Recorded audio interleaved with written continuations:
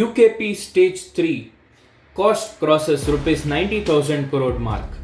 ವೀಕ್ಷಕರೇ, ಹೌದು, UKP third stage ಅಂದರೆ ಏನು, KWDT ಅಂದರೆ ಏನು, ಕರ್ನಾಟಕ ಸರ್ಕಾರ ಉತ್ತರ ಕರ್ನಾಟಕದ ಪ್ರದೇಶಗಳಿಗೆ ಮೇಲೆ ತೋರಿಸ್ತಿರುವಂತಹ ಮಲತಾಯಿ ಧೋರಣೆಯಂತಹದ್ದು. 2011ರಲ್ಲೇ ಇದರ ಕುರಿತಾಗಿ ವಿಷಯ ಬಂದಿದ್ರು ಕೂಡ 2024ರವರೆಗೂ ಇನ್ನೂ ಹಣ ಯಾಕೆ ರಿಲೀಸ್ ಆಗಿಲ್ಲ? ಎಷ್ಟು ದಶಕಗಳ ಇತಿಹಾಸ ಈ ಪ್ರಾಜೆಕ್ಟ್ಗೆ ಇದೆ. ಈ ಪ್ರಾಜೆಕ್ಟ್ನಲ್ಲಿ ಮೇನ್ ಆಗಿರುವಂತಹ ಎಷ್ಟು ರಾಜ್ಯಗಳ ಡಿಸ್ಪ್ಯೂಟ್ ಏನಿತ್ತು ಅದು ಕ್ಲಿಯರ್ ಆದಂಥದ್ದು ಯಾವಾಗ? ಎಷ್ಟು TMC ಎಷ್ಟು ನೀರು ನಮ್ಮ ಕರ್ನಾಟಕಕ್ಕೆ ಬರುತ್ತೆ? ಮತ್ತೆ ಕರ್ನಾಟಕದ ಜೀವನದಿ ಅಂದ ತಕ್ಷಣ ನಮ್ಮ ತಲೆಯಲ್ಲಿ ಬರುವಂಥದ್ದು ಕಾವೇರಿ, ಕೃಷ್ಣೆ ಯಾಕೆ ಬರಲ್ಲ? ಈ ಕುರಿತಾಗಿ ಈ ವಿಡಿಯೋ ಇರಲಿದೆ. ಸ್ವಲ್ಪ ಡಿಸ್ಟ್ರಪ್ಟಿವ್ ಅಂತಾನೆ ಅನಿಸ್ಬೋದು, ಆದರೆ ನನ್ನ ಜೊತೆ ಇದ್ದು ಈ ವಿಡಿಯೋದಲ್ಲಿ ಅನಲೈಸ್ ಮಾಡೋಣ UKP ಪ್ರಾಜೆಕ್ಟ್ ಅಂದರೆ ಸ್ಟೇಜ್ 3 ಅನ್ನು. ಬನ್ನಿ ವೀಕ್ಷಕರೇ. ಕರ್ನಾಡಿನ ಸಮಸ್ತ ಕನ್ನಡ ಕುಲಕೋಟಿಗೆ ನಿಮ್ಮ ಧರಣೀಶ್ ಹೆಗ್ಡೆ ಮಾಡುವ ನಮಸ್ಕಾರಗಳು. DNA ಯೂಟ್ಯೂಬ್ ಚಾನಲ್ ಅರ್ಪಿಸುವ ಬ್ರೇಕ್ ಡೌನ್ ಅಂಡ್ ಅನಾಲಿಸಿಸ್ ವಿಡಿಯೋಗೆ ನಿಮಗೆಲ್ಲರಿಗೂ ಸ್ವಾಗತ. ಹೌದು ವೀಕ್ಷಕರೇ, UKP ಅಂದರೆ ಅಪ್ಪರ್ ಕೃಷ್ಣಾ ಪ್ರಾಜೆಕ್ಟ್, ಕನ್ನಡದಲ್ಲಿ ಹೇಳೋದಾದ್ರೆ ಕೃಷ್ಣಾ ಮೇಲ್ದಂಡೆ. ಈ ವಿಚಾರ 1964ರಿಂದ ಈಗ 2024-25 ತನಕ ಅಂದರೆ 6 ದಶಕಗಳ ಒಂದು ಪ್ರಾಜೆಕ್ಟ್ ಆಗಿದೆ.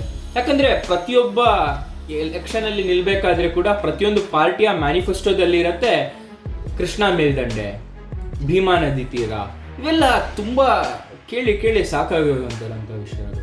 ಯಾವುದೇ ಪಕ್ಷ ಬರಲಿ, ಯಾವುದೇ ಸರ್ಕಾರ ಬರಲಿ, ಈ ಕುರಿತಾಗಿ ನಮಗೆ ಎಷ್ಟು ಬಡ ರೀಜನ್ ಅಂತ ನಮ್ಮನ್ನ ಹಿಂದೆ ಆಗ್ತಾ ಇದ್ದಾರೆ ಉತ್ತರ ಕರ್ನಾಟಕವನ್ನ. ಅದಕ್ಕೆ ಒಂದು ರೀತಿಯಲ್ಲಿ ಕಾರಣ ಈ ಸರ್ಕಾರಗಳೇ. ಎಲ್ಲ ಸರ್ಕಾರಗಳನ್ನ ನಾನು ಹೇಳ್ತಾ ಇದ್ದೇನೆ, BJP, ಕಾಂಗ್ರೆಸ್, JDS, ಇನ್ನಿತರ ಜನತಾದಳ ಮೊದಲಿದಂಥದ್ದು. ಹೀಗೆ ಎಲ್ಲ ಸರ್ಕಾರಗಳು ಬಂದರೂ ಕೂಡ ಕೃಷ್ಣೆಗೆ ಆಗಿರುವಂತಹ ಅಸಹಕಾರ ಏನಿದೆ ಆ ಕುರಿತಾಗಿ ಈ ವಿಡಿಯೋ ಇರಲಿದೆ. ವೀಕ್ಷಕರೇ, ಕೃಷ್ಣಾ ಮೇಲ್ದಂಡೆ ಅಂತಕ್ಕಂಥದ್ದು ಕೃಷ್ಣಾ ನದಿಯ ಮೇಲೆ ಮಾಡಬೇಕಾಗಿರುವಂತಹ ಪ್ರಾಜೆಕ್ಟ್.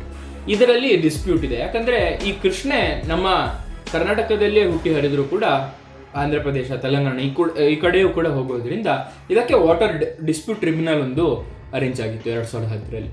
ಈ ಟ್ರಿಬ್ಯುನಲ್ ಹೇಳುತ್ತೆ 130 TMC ವಾಟರ್ ಕರ್ನಾಟಕಕ್ಕೆ ಸೇರಿದ್ದು ಅಂತ.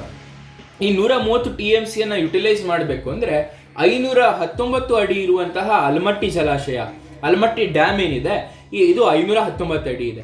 ಇದನ್ನ 524 ಅಡಿ ತನಕ ಏರಿಸಿದ್ರೆ ಈ 130 TMCಯನ್ನು ಒಳ್ಳೆಯ ರೀತಿಯಲ್ಲಿ ಇಡೀ ಉತ್ತರ ಕರ್ನಾಟಕಕ್ಕೆ ಹಂಚಬಹುದಾಗಿತ್ತು.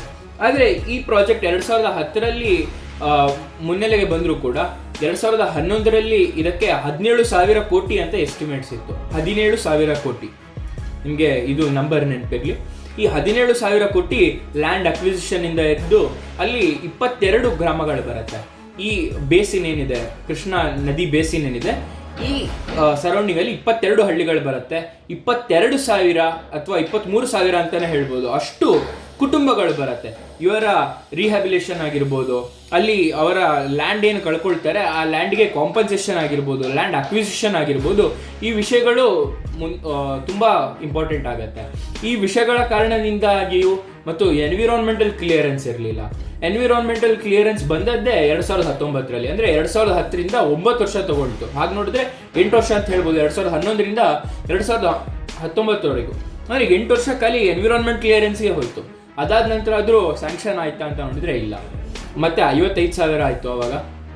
ಈಗ ನೋಡಿದ್ರೆ 90,000 ಕೋಟಿಯ ಗಡಿಯನ್ನು ದಾಟಿ ಹೋಗಿದೆ. ಯಾಕಂದರೆ ಅಲ್ಲಿರುವಂತಹ 22 ಗ್ರಾಮಗಳಿಗೂ ಅಲ್ಲಿ ಬರುವಂತಹ 20,000ಕ್ಕೂ ಹೆಚ್ಚು ಕುಟುಂಬಗಳಿಗೆ ಒಂದು ರಿಹ್ಯಾಬಿಲೇಷನ್ಗೆ ಒಂದು ಅಕ್ವಿಸಿಷನ್ ಕಾಸ್ಟ್ ಏನಿರುತ್ತೆ ಅದನ್ನು ಕೊಡಬೇಕಾಗಿರುತ್ತೆ.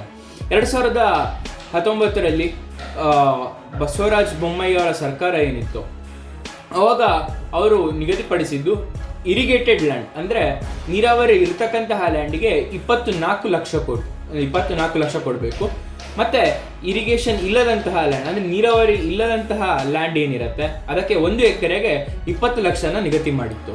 ಇದು ಸರಿ ಇಲ್ಲ, ಈ ಡೆವಲ್ಯೂಷನ್ ಸರಿ ಇಲ್ಲ ಅಂತ ಅಲ್ಲಿರುವಂತಹ ರೈತ ಕುಟುಂಬಗಳೇನಿವೆ ಈ ರೈತ ಕುಟುಂಬಗಳು ಕೋರ್ಟಿನ ಮೆಟ್ಲೇರಿತ್ತು. ಇದುವರೆಗೂ 20,000ಕ್ಕೂ ಹೆಚ್ಚು ಕೇಸ್ಗಳು ಕೋರ್ಟ್ನಲ್ಲಿ ಇದೆ. ಈ ಕುರಿತಾಗಿ ಲ್ಯಾಂಡ್ ಅಕ್ವಿಸಿಷನ್ ಮಾಡಬೇಕು ಅಥವಾ ಅಲ್ಲಿರುವಂತಹ ಜನರಿಗೆ ಮರು ವಸತಿಯನ್ನು ಕಲ್ಪಿಸಿಕೊಡ್ಬೇಕು, ಇದು ಸರ್ಕಾರದ ಮುಂದೆ ಇರಬೇಕು. ಆದರೆ ನಾವು ನೋಡಿದರೆ ಮಾರ್ಚಲ್ಲಿ ನಡೆದಂತಹ ಬಡ್ಜೆಟ್ನಲ್ಲಿ ಕೇವಲ 22,000 ಕೋಟಿ ಇರಿಗೇಷನ್ಗೆ ಇಟ್ಟಿದ್ದಾರೆ. 22,000 ಕೋಟಿ ಎಲ್ಲಿಗೆ ಹೋಗುತ್ತೆ ಏನು ಗೊತ್ತಿಲ್ಲ. ಯಾಕಂದರೆ ಕೃಷ್ಣ ಮೇಲ್ದಂಡೆ ಪ್ರಾಜೆಕ್ಟ್ಗೆ ಬೇಕಿರುವಂಥದ್ದು 90,000 ಕೋಟಿ ಹತ್ರ ಹಣ. ಈ ಹಣ ಎಲ್ಲಿಂದ ತರ್ತಾರೆ? ಈ ಗ್ಯಾರಂಟಿಗಳ ನಡುವೆ ಈ ಕೃಷ್ಣ ಮೇಲ್ದಂಡೆ ವಿಚಾರ ನೆಲಗುದ್ದಿಗೆ ಬಿದ್ದಿದೆ. ಯಾಕೆ ಈ ಮಲತಾಯಿ ಧೋರಣೆ ಉತ್ತರ ಕರ್ನಾಟಕ ಅಂದರೆ, ಈಗ ಸಮ್ಮರ್ ಬೇರೆ, ಅಂದರೆ ಬೇಸಿಗೆಗಾಲದಲ್ಲಿ ಉತ್ತರ ಕರ್ನಾಟಕದಿಂದ ಗುಳೆ ಇಳ್ತಾರೆ ಜನ. ಅವರ ಸ್ವಂತ ಮನೆಗಳನ್ನು ಬಿಟ್ಟು ಬೇರೆ ಅಂದರೆ ಈ ನಮ್ಮ OMR ರೀಜನ್ ಅಂತ ಹೇಳ್ತೀವಿ, ಓಲ್ಡ್ ಮೈಸೂರು ರೀಜನ್, ಇಲ್ಲಿಗೆ ಗುಳೆ ಬರ್ತಾರೆ. ಅವರಿಗೆ ಅವರ ಮನೆ ಬಿಟ್ಟು ಬರಬೇಕಂತದಂಥದ್ದು ಏನಿಲ್ಲ. ಆದರೆ ಅಲ್ಲಿರುವಂತಹ ಬಿಸಿಲು, ಅಲ್ಲಿ ಕೆಲಸ ಸಿಗಲ್ಲ, ಬಿಸಿಲಿದೆ ಜಾಸ್ತಿ, ನೀರಿಲ್ಲ, ಇರಿಗೇಷನ್ ಮಾಡೋಣ ಅಥವಾ ಒಂದು ಅಗ್ರಿಕಲ್ಚರ್ ಮಾಡೋಣ ಅಂದರೆ ಇರಿಗೇಟಿವ್ ಲ್ಯಾಂಡ್ಸ್ ಇಲ್ಲ ಅವ್ರ ಕೈಯಲ್ಲಿ. ಅಲ್ಲಿಂದ ಗುಳೆ ಎದ್ದು ಬರ್ತಾರೆ, ಅವರ ಮನೆಗಳನ್ನು ಬೀಗ ಹಾಕ್ಕೊಂಡು ಬರ್ತಾರೆ. ಹೌದಾ? ಅದಾದ ನಂತರ ನೀವು ನೋಡಿದರೆ ಇಂಡಸ್ಟ್ರೀಸ್ ಕೂಡ ಅಷ್ಟೇ.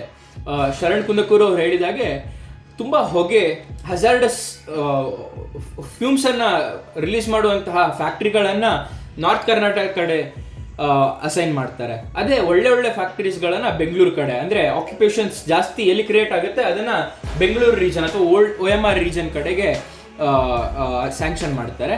ಈ ಹಳೆಯ ಹಜಾರ್ಡಸ್ ರೀತಿಯಂತಹ ಫ್ಯಾಕ್ಟ್ರಿಗಳನ್ನು ಉತ್ತರ ಕರ್ನಾಟಕದ ಕಡೆ ಕಳಿಸ್ತಾರೆ. ಯಾಕೆ ಈ ಮಲತಾಯಿ ಧೋರಣೆ? ಅಲ್ಲಿ ಮೊದಲೇ ಜನಗಳಿಗೆ ಕೆಲಸ ಇಲ್ಲ, ಆ ಜನಗಳಿಗೆ ಆಕ್ಯುಪೇಷನನ್ನು ಮಾಡುವಂಥ ಕಡೆ ಸರ್ಕಾರದ ದೃಷ್ಟಿ ಇರಬೇಕು. ಅದನ್ನು ಬಿಟ್ಟು ಹೀಗೆ ಮಲತಾಯಿ ಧೋರಣೆ ತೋರಿಸೋದ್ರಿಂದ ಏನು ಸಿಗುತ್ತೆ?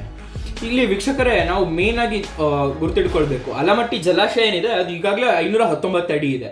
ಅದನ್ನು 524 ಅಡಿಗಳಿಗೆ ಏರಿಸೋದ್ರಿಂದ ನಮಗೆ KWDT ಅಂದರೆ ಕೃಷ್ಣ ವಾಟರ್ ಡಿಸ್ಪ್ಯೂಟ್ ಟ್ರಿಬ್ಯುನಲ್ 2 ಏನು ಕೂತಿತ್ತು 2010, ಅಲ್ಲಿ 130 TMC ನಮಗೆ ಕೊಟ್ಟಿದ್ದಾರೆ. ಆ 130 TMCಗಳನ್ನು ಸರಿಯಾಗಿ ಯುಟಿಲೈಸ್ ಮಾಡ್ಕೊಳ್ಬೇಕು ನಾವು ಅಂತಾದರೆ ಈ ಆಲಮಟ್ಟಿ ಜಲಾಶಯವನ್ನು ಮೇಲ್ದರ್ಜೆಗೆ ತೊಗೊಂಡೋಗ್ಬೇಕಾಗುತ್ತೆ. ಇದು UKP ಸ್ಟೇಜ್ 3 ಆಗಿರುತ್ತೆ.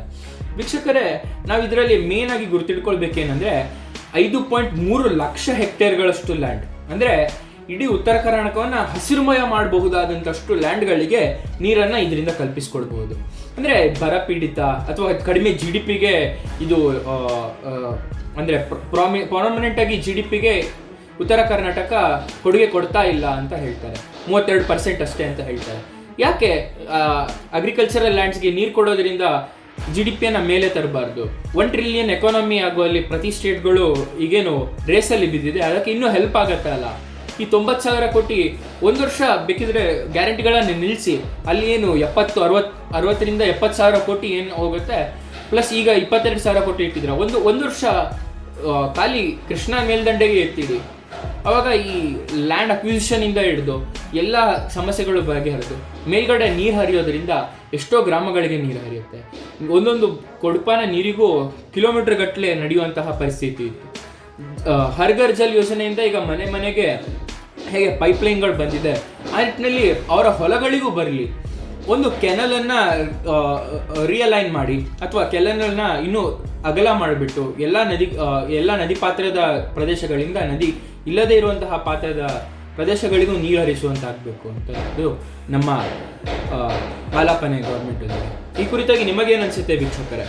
ಕೃಷ್ಣ ಮೇಲ್ದಂಡೆ ಪ್ರಾಜೆಕ್ಟ್ ಇನ್ನು ಎಷ್ಟು ವರ್ಷ ಬೇಕಾಗ್ಬೋದು? 60 ದಶಕ ಅಂದರೆ 60 ವರ್ಷಗಳ ಕಾಲ, ಅಂದರೆ 6 ದಶಕಗಳ ಕಾಲ ಈ ಒಂದು ಅಪ್ಪರ್ ಕೃಷ್ಣ ಪ್ರಾಜೆಕ್ಟ್ ಏನಿದೆ ನಡೀತಾನೆ ಇದೆ. ಕೃಷ್ಣ ಮೇಲ್ದಂಡೆ ಯಾವಾಗಾದರೂ ಕಂಪ್ಲೀಟ್ ಆಗುತ್ತೆ ಅಂತಕ್ಕಂಥದ್ದು ಎಲ್ಲರ ಆಶಯ. ನಾನು ನಿಮ್ಮ ಧರಣೀಶ್ ಹೆಗ್ಡೆ, ಧನ್ಯವಾದ.